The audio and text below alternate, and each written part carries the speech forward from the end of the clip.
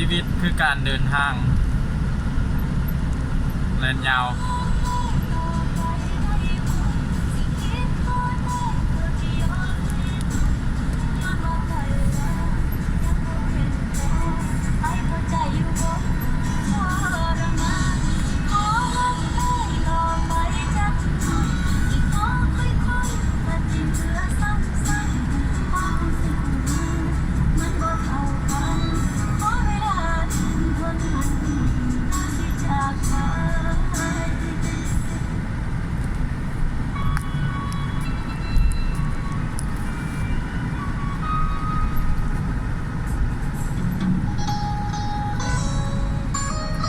สถานีรถไฟนครหลวงเวียงจันทน์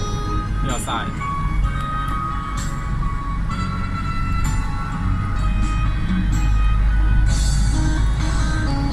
ได้ยินเสียงแค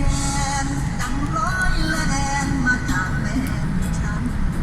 ให้น้องฟังคนไกลบ้านที่เขา